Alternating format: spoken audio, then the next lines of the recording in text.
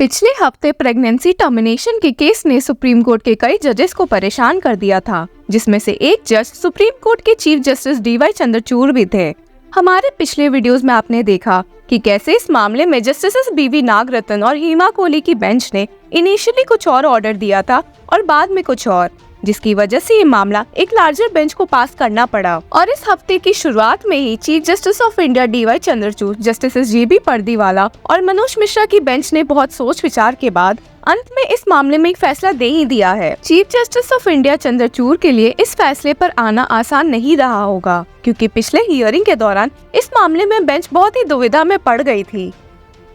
जहां एक तरफ मदर की हेल्थ है, वहीं दूसरी तरफ अनबॉर्न चाइल्ड के राइट्स। हालांकि सोमवार की हियरिंग में सीनियर एडवोकेट कॉलिन गोंजाल्वेस ने इस मामले से जुड़े कुछ और सबमिशंस लाकर बेंच के सामने पेश किया, जिससे सीजेआई काफी नाराज नजर आए। क्या है ये पूरा मामला, आगे देखेंगे। जैसे कि आपको पता ही है कि सुप्रीम कोर्ट एक 26 वीक प्रेग्नेंट मैरिड वुमेन की प्ली की हियरिंग कर रही थी, जो अपनी थर्ड प्रेगनेंसी के साथ आगे नहीं बढ़ना चाहती थी, इस ग्राउंड पर कि वो मेंटली फिट नहीं है उस चाइल्ड को फोस्टर करने के लिए। The petitioner woman told the court about her mental, financial and family conditions and why she wanted to terminate her pregnancy. पहली बार ये मामला जस्टिस बीवी नागरत्न और हेमा कोहली की बेंच के पास 10 अक्टूबर को पेश हुआ, जिसमें पिटिशनर ने अपना दुख व्यक्त किया।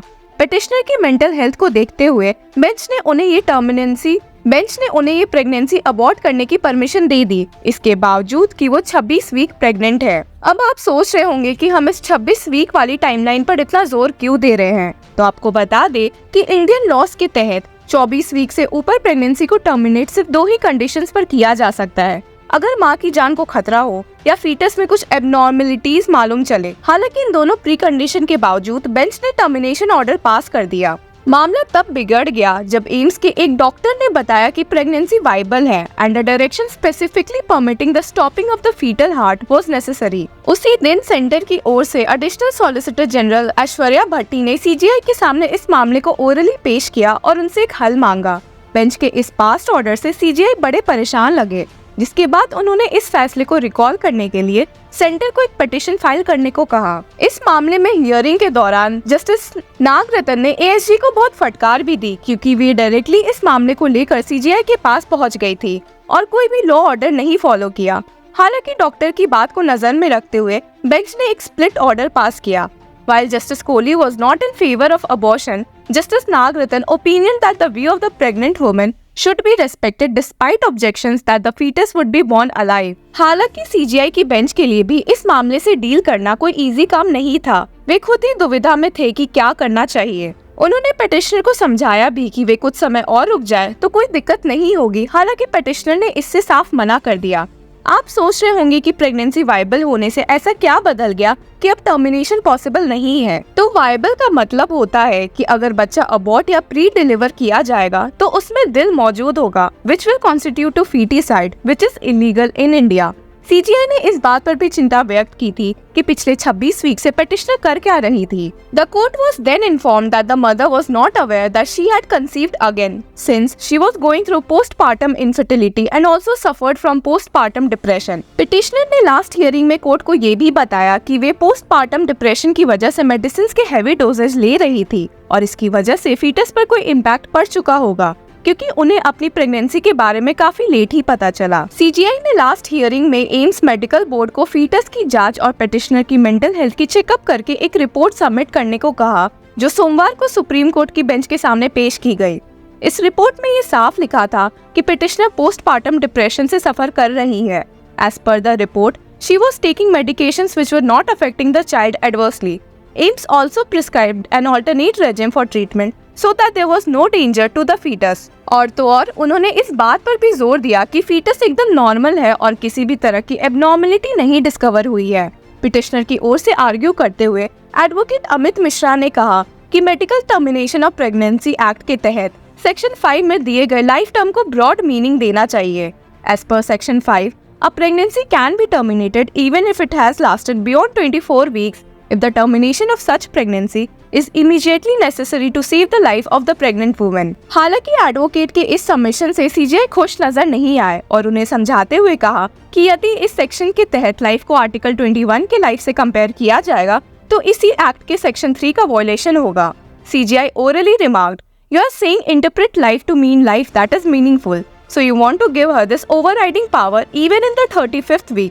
That cannot be." अपने सबमिशंस को कंक्लूड करते हुए एडवोकेट ने CGI को कहा कि उनकी पिटिशनर ने इस प्रेगनेंसी को प्लान नहीं किया था और वो इसको कैरी फॉरवर्ड नहीं करना चाहती है। उन्होंने इस बात पर भी जोर दिया कि अगर कोर्ट उन्हें जबरदस्ती इस प्रेगनेंसी को कैरी करवाता है तो वो उनके राइट्स के खिलाफ होगा। कोर्ट में सेंटर की ओर से मौजूद additional solicitor general Aishwarya Bhati ने बेंच को समझाया कि अब ये मामला पिटिशनर के राइट के बारे में नहीं रहा है। She stated that the matter now pertained to a Hobson's choice between a preterm delivery and a full-term delivery। उन्होंने इस बात पर भी जोर दिया कि अगर प्री-टर्म डिलीवरी होगी तो फीटस को एक फाइटिंग चांस नहीं मिलेगा और बहुत ही एबनॉर्मलिटीज ऐसे केस में पैदा हो सकती है। MTP एक्ट के तहत उन्होंने इस बात पर भी जोर दिया कि 24 वीक्स के बाद प्रेगनेंसी टर्मिनेट नहीं की जा सकती है अगर मेडिकल रिपोर्ट में ये स्टेट कर दिया जाए कि फीटस नॉर्मल और वायबल है। अपने सबमिशंस को कंक्लूड करते हुए ASG भट्टी ने एक बार फिर बताया कि इस मामले में स्टेट सारे खर्चे उठाने को तैयार है अगर पिटिशनर बच्चे को रखना या अडॉप्शन के लिए भी देना चाहती है। CGI की बेंच ने ये सारे सबमिशन लेकर बहुत सोच विचार किया। उन्होंने पर आखिर में एम्स के द्वारा दिए गए रिपोर्ट पर ही जोर दिया। The court noted that there is no immediate threat to the mother and that it was not a case of fetal abnormality. These are the only two exceptions to terminate a pregnancy beyond the outer limit of 24 weeks as per the MTP Act। और इसी को ध्यान में रखते हुए CGI की bench ने इस प्रेगनेंसी को टर्मिनेट नहीं करने का फैसला लिया।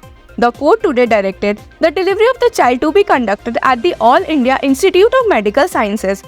The parents of the child are free to give the baby up for adoption if they wish to do so। हालांकि मामला इधर नहीं खत्म होता है। बेंच के सामने एक इंटरवेंशन एप्लीकेशन के थ्रू प्रेगनेंसी के मेडिकल टर्मिनेशन के अपर लिमिट जो कि 24 वीक है उसे चैलेंज किया गया।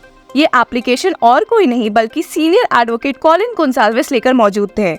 इस एप्लीकेशन के दो मेन सबमिशंस को पेश करते हुए उन्होंने कहा कि एक अनबॉर्न बेबी के पास कोई राइट नहीं होता है और वही कोई भी अबॉर्शन फीटिसाइड ही होता है। इंटरनेशनल लॉज का सहारा लेते हुए उन्होंने सबमिट किया कि अनबॉर्न बेबीज के राइट नहीं होते हैं और ऐसे में विमेन का राइट एब्सोल्यूट होता है।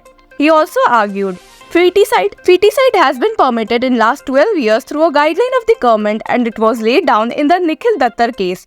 All abortions lead to death of fetus as it stills the heart of the child। CGI ने उनके ये सबमिशन सुनकर फिर उनसे सवाल ही किया कि क्या तब ऐसा हो सकता है कि एक प्रेग्नेंट वुमेन जब चाहे अपना अबॉर्शन करा सकती है, जिससे गोंसाल्विस ने अग्री किया। हालांकि CGI ने उन्हें समझाते हुए कहा कि इस मामले में इंडियन लॉज का कुछ अलग POV है। CGI ने ऐड करते हुए भी कहा, Since you're talking of international law, you know what has happened in US after Roe versus Wade। Indian law is not regressive। We should also be conversant of the fact that it's easy to criticize our own country। CGI ने इस बात पर भी जोर दिया कि legislature को ऐसे मामले में लेजिस्लेट करने का पूरा हक है और उन्होंने ऐसा 2021 में भी किया है। CGI ने इसी के साथ कहा कि लॉ को चैलेंज करने वाली एक अलग प्रोसीडिंग होगी और ये मामला बस पिटिशनर और स्टेट का रहेगा। और इसी के साथ इस मामले की हियरिंग समाप्त हुई। इस केस ने सुप्रीम कोर्ट के कितने ही जजेस को सोचने पर मजबूर कर दिया कि पूछो ही मत। मामला खैर बहुत सेंसिटिव भी था क्योंकि यहाँ हम एक अनबॉर्न बेबी की बात कर रहे थे। हालांकि इस फैसले से तो ये साफ दिखता है कि सुप्रीम कोर्ट लाइफ पर बहुत ज्यादा ही जोर देती है, अब वो एक अनबॉर्न बेबी का ही क्यों ना हो। ऐसे इंटरेस्टिंग न्यूज से जुड़े रहने के लिए कीप फॉलोइंग लॉ चक्रा।